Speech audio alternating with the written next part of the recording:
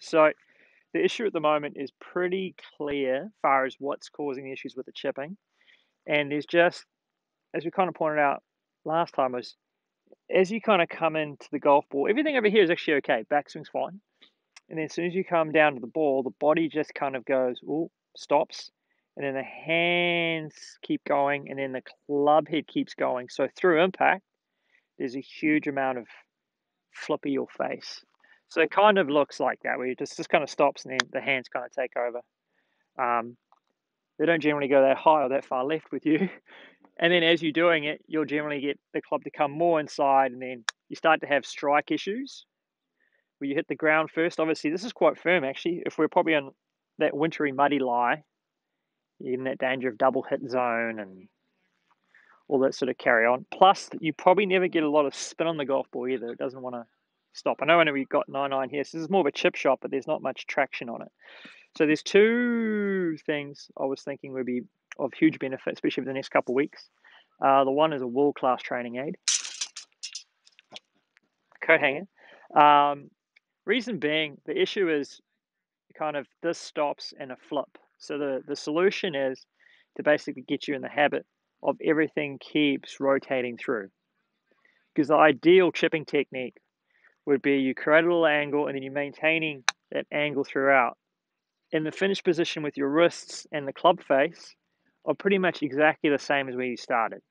At the moment, there's a massive difference between where you finish and where you started. The club's gone way past, the body stopped, all that sort of stuff. Body shot. Yeah, it is much more of a body shot as opposed to a hands shot. When we get to a pitch, there is a lot more hands release, but we still, even with the pitch, we still need to get the body and the hands in a position ahead of the golf ball before the hands do go. And then also we're using way more loft. But for you, just a basic chip shot, especially for the little country courses around here, if you can master a basic little chip, it's fantastic. So the coat hanger is honestly unbelievably good for $1 or whatever it is. Bit of plastic, it is, yeah. And you can take this with you in the motorhome, and you can practice it every day. It actually works too for full swings as well, but for chipping, it's great. So you hold it. It's a little awkward to get used to it, but you basically hold it so that it's right on that forearm. It's all one unit, yeah, on that left hand. And then from there, all we're trying to do is basically just keep it on that forearm throughout the action. As soon as it comes off the forearm, you know you've added loft to the club. And you can literally just, even if you stand there and have practice swings, you'll find that if your body stops, you'll get to about here and you'll be like, oh, I can't go any further. I have to keep doing this. But as soon as you allow your body to twist through, it becomes very manageable to keep it on that forearm throughout. What I've done with a lot of the ones that I use for like long term, there you go. All the ones I do long term, what I actually will do is once I've found the position of it, I will duct tape two ends of it or tape it so the hanger itself matches the score lines on the wedge. And that is really, really easy then. Whether it's on the left side or the right side of the actually, if I were to tape it, I'd tape it on that side, but that's a lot harder to do without the tape.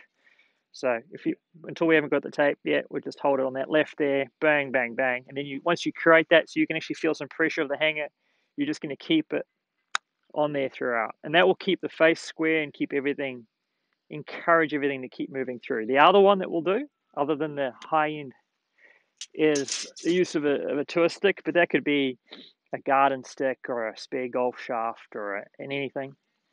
And what we're going to do with that is similar situation. You hold it here, and as soon as this is a little bit more kind of, I suppose, punishment training, because if you get that scoop, it starts to jab you in here in your ribs every time, and after a while, you've got two choices. You're either gonna just get real bad bruising, or you're gonna start to feel what it's like to keep the handle moving. And obviously, same scenarios with the coat hanger. If you just, if your body stops, you'll get to this awkward scenario and you'll be like, oh, I can't move anymore. But as soon as you allow rotation to happen, you can just keep this end just stays. Yeah, it just keeps you moving. It's a great little thing to do, especially for chip shots. And even with pitches, we can start to talk about swing direction, because you can see it gives you a real good feedback loop as to where it's going. But for chip shots, again, it's super simple little thing. You can use 2 clubs. I'll grab another club and show you that. This is easier, obviously, than another club because it's so thin for your grip. If you have any hand problems, it's not that easy to do. Because you can obviously hold like a pitching wedge here. If you hold it down towards the tapered end of the shaft, you can suddenly accomplish the same task. It just takes a little bit more hand strength, but you can do exactly the same draw like that. It just feels a bit funnier because the golf club obviously has a lot more weight than just a stick. But you'll get the same feedback loop as to, oh, I scooped it, jab in the guts.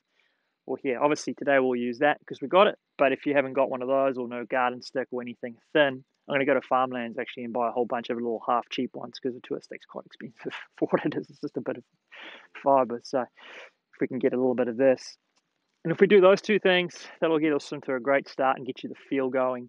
And there's another 20 other different tricks we can do, but I think it's a good start point. All right, cool. Let's get into it.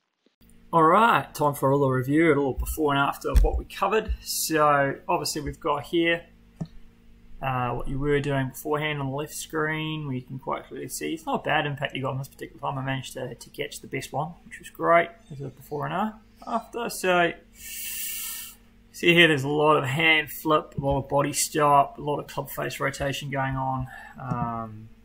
You don't really want to see that much on a little chip shot going on.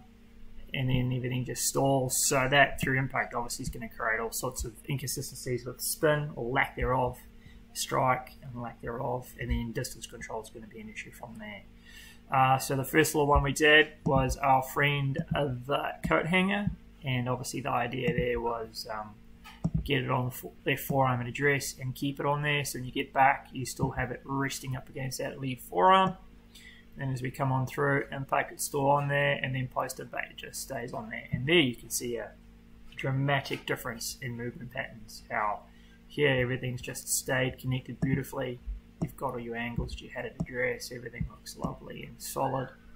Whereas here you can just see there's, wow, you know, what's going on there, isn't there? There's lots of breakdown. And obviously there's a massive difference between club face positions, which are going to have huge deterring factor on the differences in flight and the way the ball's going to respond on the ground. So the coat hanger, break it out. She's a great one, and as explained in the video earlier, how to use it. Then the other one we used, equally as beneficial in its own right, was the tour stick, and you can see the stick hanging out there above your arm there. So you go back, you see it will pop out there a little bit. Move this across, there we go. And then as you're coming through impact, we're looking to keep that stick away from your body, or your sternum, shall we say, so that impact is a little bit more solid, and then you just keep pivoting. Hopefully there's not too much whacking against there. And then again, it's another completely different finish position. A little bit more face rotation than with the hanger, which you can see how much more your body and your sternum has rotated through, and it really does help create some healthier forward shaft lean at impact, which is so important in hitting that low launch, high spin scenario there. Like, that's so much better through the impact zone. It's ridiculous compared to what's going on there. It's an amazing change. So plug away with these 2. Anyone can try them. Huge benefit in it with chipping, and then obviously leads into pitching beautifully. And yeah, I look forward to hearing the feedback and how you get on with it. All right. Bye from now, guys.